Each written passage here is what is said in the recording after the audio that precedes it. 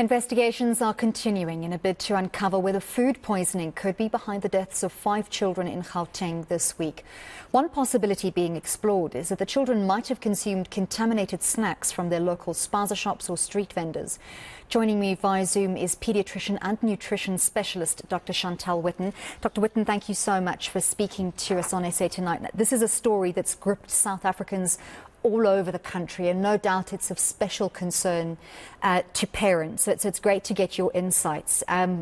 We know that food safety is, of course, going to be a major concern for any parent, but even more so for parents who are reliant on the informal food sector, where food often comes with it's not necessarily informal packaging. If it is, it doesn't necessarily have manufacturer labels. It doesn't have nutritional information or warnings. What is the situation with regards to laws that regulate food safety and those laws being implemented even in the informal food sector? Good evening. Yes, we have very stringent laws that govern food packaging, food placement, and food safety regulations. But the unfortunate issue is the monitoring of that. So at a very local level, we know at the municipality level, we should be having our environmental health officers going out to these places that serve food, including street vendors, to actually check on the food. But the capacity of the National Department of Health, who's responsible for that, is a little incapacitated at the moment.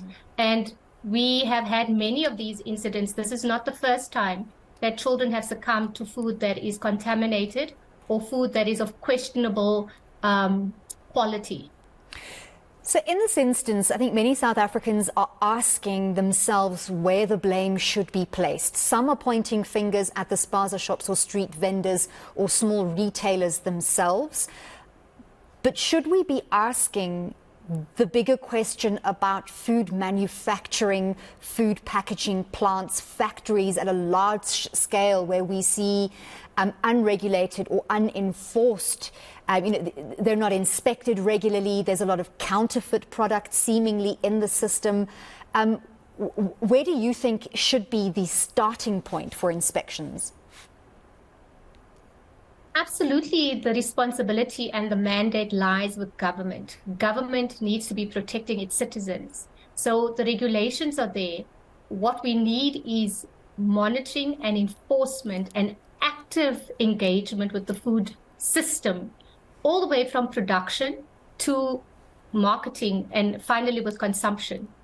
The unfortunate issue is that in the informal settlements especially, there isn't the capacity to regulate all the spaza shops. If you think about all the spaza shops that we have and little pop-up house shops, it's very difficult to really regulate that.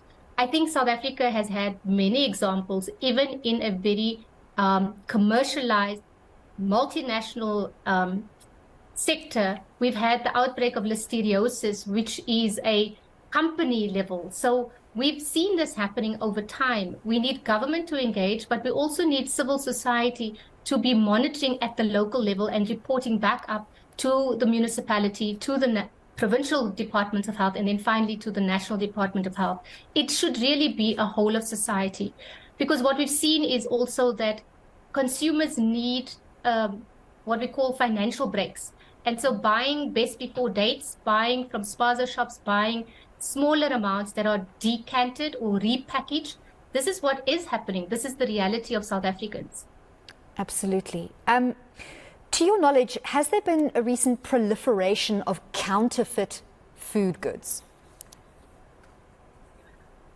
I cannot speak about an evidence base that has been generated, but what we do see is that people are reporting counterfeit foods. People are reporting repackaged foods with labels that are brand specific, but are actually not from the brand, are not produced in the country.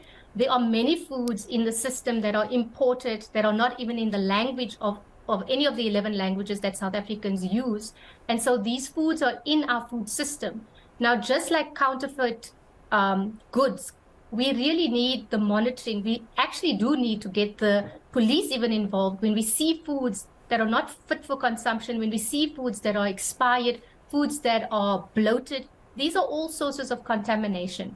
And I don't think we are going to see the last of this, because people are really under pressure to put food on the table. And the cheaper the food, those are the foods that are selling in our informal sectors. Do you think children are targeted more by unscrupulous sellers of food because they're not as discerning as adults? They don't know how to tell the difference between what is safe and what isn't? No, I actually think that society in general, the evidence shows that South Africans don't actually read labels. They can't interpret the labels, and they're certainly not looking at things like sell-by dates or expiry dates. They're really shopping with the price in mind. The other issue is that children do go to the shops. Often it's a grandmother who's at home who does the cooking in a household, so she sends the children to go and buy the foods. This is normal activities, normal practices for most households. And so I think, again, if we want to empower our children, is to actually teach this at schools. We have a curriculum where we can teach nutrition in our schools, and we need to teach food safety. And then South Africa needs a nutrition literacy program where people can interpret labels, that they do know what to look out for, that they do make discerning decisions about food. If the food is foreign to you and you don't know what's on the label, you shouldn't actually be consuming it. In this instance, I was relatively surprised that something as innocuous as biscuits or sweets would lead to death. Generally, we think of chicken products, meat products that perhaps have not been refrigerated, fresh produce that has not been, has not been kept in that cold chain storage that might lead to food poisoning. You don't think first off of processed foods leading to food poisoning, and yet this seems to be one of the elements currently under investigation. So perhaps if you could give our viewers some of the riskiest food groups or the kinds of indicators that parents and children need to be on the lookout for. I think it's all foods. As you so correctly say, we've always focused on the foods that are perishable. So kind of milk, meats, these are the foods that are very obvious, because protein foods tend to have higher toxins. But we've also seen very lately in the news that there were children that were actually intoxicated by muffins that were contaminated. So it's not just about just the food is unhygienic, the food is contaminated, but we're also seeing substances being put into foods to actually trap children and engage children in substance abuse. So I would really say that food is becoming a vehicle that is becoming dangerous. One, if it is not labeled. Two, if you don't know the source. I think this makes very difficult decisions, because there are also a lot of pop-up food markets. We don't want to scare our consumers. We don't want to put out a scare message.